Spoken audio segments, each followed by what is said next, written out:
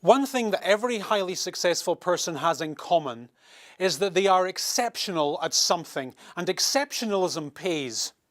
No one celebrates the average and the ordinary, but for the truly exceptional, people will gladly spend money, and that's particularly true in the food industry. Gone are the days when I, as the consumer, don't know what exceptional looks like.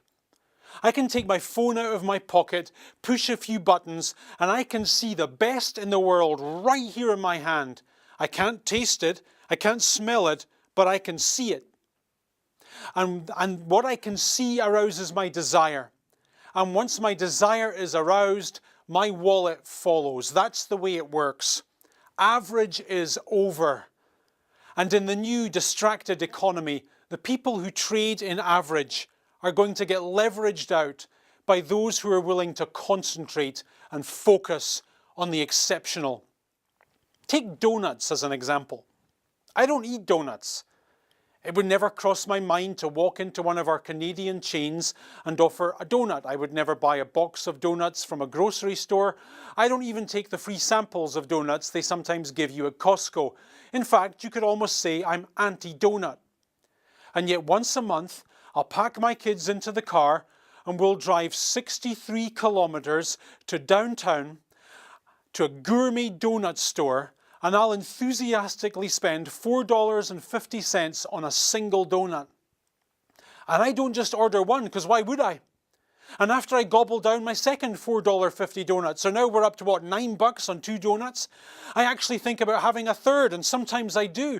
So that's $13.50 on 3 pieces of fried dough, and I never feel a twinge of regret. Why? Why would a busy non-donut eater like myself travel for an hour past hundreds of stores selling cheaper donuts to drop a whack of money on the one thing he never eats? The answer has something to do with exceptionalism. You see, Glory Hole Donuts don't bake cookies. They won't make you a sandwich, and they don't have an insanely large product line. And because they're very clear about what they don't do, they can concentrate on the one thing they do amazingly well: create quirky, high-quality donuts.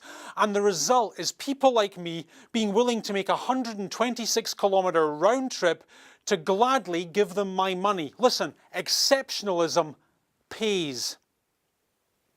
So, for many years, the world's most celebrated restaurant was El Bulli in Spain.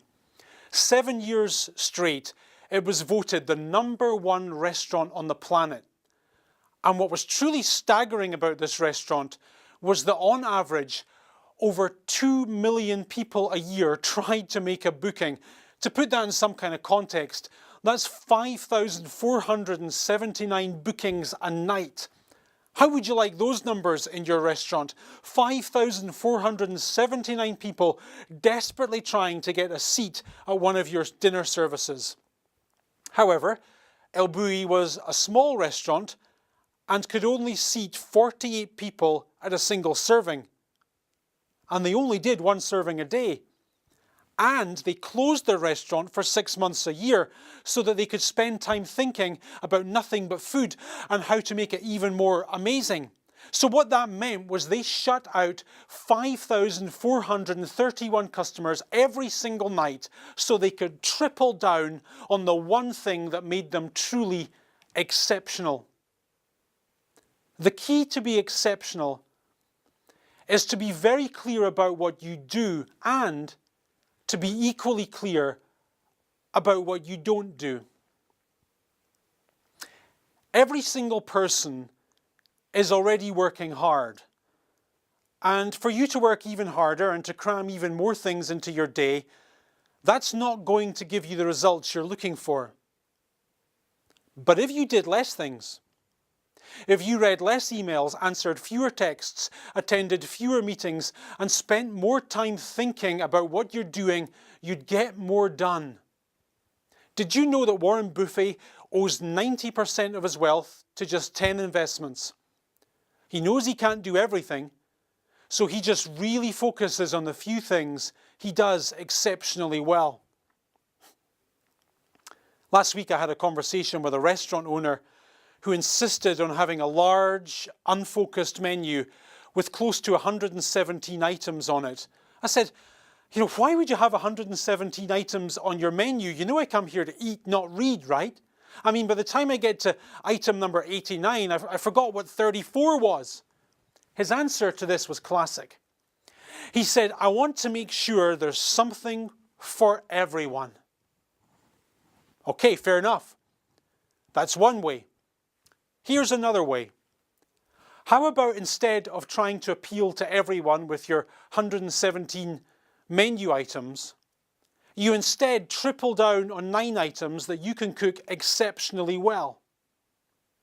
I mean, I'm not a chef, but even I know that you can't cook 117 menu items consistently well every night with fresh ingredients. I know you can't. That's average at best. An average I can cook at home. Why not instead concentrate on a few things, learn how to do them amazingly well, become awesome at them, focus on them, and the results will follow and be celebrated. Here's something I'd like every restaurant owner to know. I'm a busy father with 2 teenage children, and I have a limited amount of time and a limited amount of money, and I can cook myself. So if I spend time and money buying something at your restaurant, and the first word out of my mouth when I taste your food isn't, wow, you failed. And when I see on your sign that you sell Mexican food and Chinese food, I don't say, yay, variety. I just think you don't know what you're doing. And you should probably just pick one, concentrate on it, and get good at it. Because I will eat at a restaurant that sells Chinese food, I will eat at a joint that sells Mexican food, but I'll probably never give money to one that sells both. As the manager of your own life, your biggest challenge is how to manage the limited resource of your time and energy. And the more you spread these things around, the less real progress you're going to make. Just this week I heard a conversation with Jerry Murrells, the founder of Five Guys Burgers and Fries. And he was very careful to make the point that at Five Guys Burgers and Fries, they focus on 2 things and only 2 things. Burgers and fries. Because they don't want to get distracted by things they don't do well. I believe that the greatest food businesses in our country have yet to be built, and you will build them.